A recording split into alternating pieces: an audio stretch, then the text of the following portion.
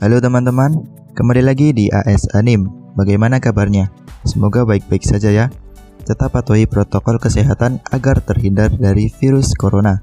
Baik, kali ini kita akan kembali membahas light novel, yaitu tepatnya volume 11 chapter 3 yang berjudul Selling Ushiwaka.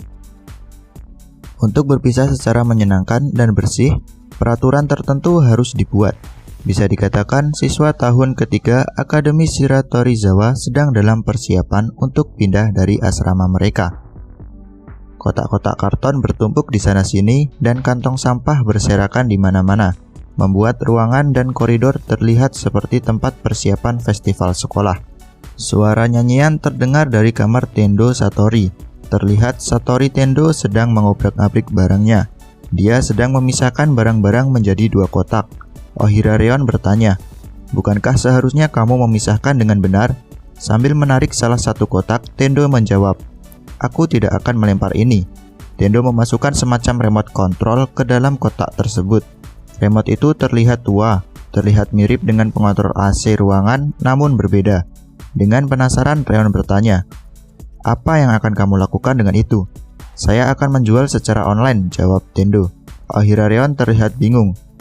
Tendo pun tertawa dan berkata, "Itu agak tua, jadi harganya bisa 1000 yen." Mendengar kata itu, Reon terkejut. "Apa? Tidak mungkin hal itu bisa semahal itu. Dan untuk apa remote ini?" Tendo pun menjelaskan, "Semakin tua, maka akan semakin mahal." Reon kembali bertanya, "Tapi siapa yang akan membelinya?" Tendo menjawab, "Saya akan menjual di Mechakari." Mechakari itu ya aplikasi penjualan online, kalau di Indonesia mungkin seperti Shopee, Bukalapak, dan sebagainya. Tendo pun pergi ke kafetaria di mana anak-anak voli laki-laki Shiratorizawa sedang berkumpul. Di sana ia mencari barang-barang yang sudah tidak dipakai oleh anak-anak voli untuk kembali dijual. Dalam bisnis itu, Tendo meminta 30% dari harga penjualan untuknya. Setelah berhasil menarik minat beberapa adik kelas, Tendo berjalan menyusuri aula asrama. Di jalan, dia bertemu dengan Semi Eita. Eita berkata, "Tendo, bisakah kamu menjualkan ini?" Sambil memegang kemeja yang sudah lama tidak ia pakai. "Oke," jawab Tendo. "Oh, ngomong-ngomong, aku berhasil menjual sepatu itu dengan harga 1500. Jadi kamu mendapatkan 70% dari 1500 yen. Mendengar kata-kata Tendo, Semi kaget. Karena sepatu bekas yang sudah ia pakai setahun bisa laku semahal itu. Eita pun curiga dan berkata, "Apa yang kamu tulis di deskripsi item?" Tendo pun menatap langit-langit sambil memutar otak. Dia menjelaskan dengan alibi yang sangat lancar, seperti seorang salesman sejati. Mendengar penjelasan Tendo, Semi Eita tampak kagum. Namun tiba-tiba terdengar suara, "Semi-san, jangan tertipu kata-kata Tendo-san. Itu suara Shirabu Kenjiro yang kebetulan lewat." "Hah? Apakah begitu?" Semi bertanya dengan bingung. "Tidak ada satupun kebohongan yang tertulis di sana, kau tahu," seru Tendo saat meninggalkan kamar Semi dan kembali menjelajahi koridor. Di perjalanannya, Tendo melihat Ushijima dan bertanya, "Hei Wakatoshi-kun, apa ada yang ingin kamu jual?" "Tidak ada," jawab Ushijima. "Nah, apa saja yang ingin kamu buang?" desak Tendo. "Jika memang begitu, aku punya beberapa," jawab Ushijima. "Jika memang begitu, aku akan menjualkannya untukmu. Jadi bolehkah aku melihatnya?" sambung Tendo. "Baik, terima kasih atas dukungannya," seru Tendo sambil kegirangan. Keduanya masuk ke kamar Ushijima. Tidak disangka dari tempat tersembunyi seseorang menguping pembicaraan Tendo dan Ushijima. Tidak lain orang itu adalah si rambut panci, yaitu Sutomu Goshiki. Goshiki selalu berpikir dia bukanlah penggemar Ushijima, tapi dia adalah rival. Tetapi setelah mendengar bahwa Ushijima akan menjual barangnya, tiba-tiba Goshiki berpikir, "Aku mau." Dia berangan bahwa ia akan kesepian jika seorang seniornya pergi, bukan karena dia menggemari Ushijima. Dia terus menutupi perasaan aslinya. Tiba-tiba terlintas di pikirannya, "Bukankah aku bisa meminta sesuatu sebagai kenangan?" Tetapi Goshiki kembali menampik dan berkata, Tidak. Kami adalah rival." Setelah bergulat dengan pikiran anehnya, Goshiki menatap HP dan membuka aplikasi Mechakari. Terlihat ia sedang menawar sebuah barang di aplikasi itu. Namun, ia melakukannya dengan sembunyi-sembunyi agar tidak ketahuan anggota klub lain. "Sutomo, kamu memiliki paket dari Mechakari." Terdengar suara Ohira dari pintu masuk asrama. Setelah mendengar itu, Goshiki langsung mengenakan sweater dan berlari dengan cepat menuruni tangga. Ia menemui abang-abang pengantar paket, mengambil paket dan berlari kembali ke kamarnya. Melihat Goshiki yang akhir-akhir ini banyak mendapatkan kiriman paket, ia menjadi perbincangan oleh teman-teman anggota klubnya.